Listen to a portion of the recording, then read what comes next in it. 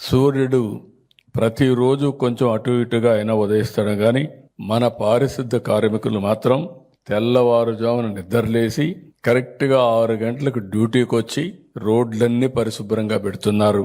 అలాంటి వారందరినీ మనం గౌరవించుకోవాల్సిన అవసరం ఉంది.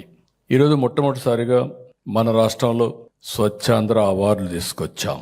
స్వచ్ఛ మున్సిపాలిటీలు, స్వచ్ఛ గ్రామ పంచాయతీలు, స్వచ్ఛ స్కూళ్ళు, స్వచ్ఛ అంగన్వాడీలు, స్వచ్ఛ హాస్పిటల్స్, స్వచ్ఛ ప్రభుత్వ కార్యాలయాలు, స్వచ్ఛ బస్ స్టేషన్లు, స్వచ్ఛ రైతు బజార్లు. నేను ఒకటే మీకు విజ్ఞప్తి చేస్తున్నా, ప్రతి వారం ప్రతి నెల 3వ శనివారం ఏ పని చేయకపోయినా పర్వాలేదు, మీరందరూ మీ పరిసరాల్ని పరిశుభ్రం చేసుకోండి.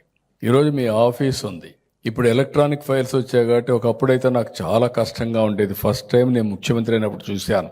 నేను ఆకస్మిక తనిఖీలు పెట్టాను ఫైల్స్ మీద.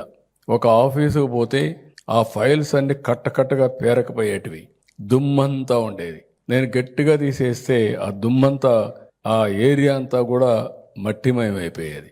అలాంటి పరిస్థితులు చూశాను. హైదరాబాద్ సెక్రటరియట్ చూశాను, ఎక్కడ చూసినా కిళ్ళులు నమిలి ఆ గోళ్లపైన వేసేస్తే ఉంచితే అవి క్లీన్ చేయాలంటే నాకు మొత్తం ఒక ప్లాస్టరింగ్ అంతా తీసేసి మళ్ళా రీప్లాస్టరింగ్ వేసి పెయింట్ వేసే పరిస్థితికి వచ్చాను.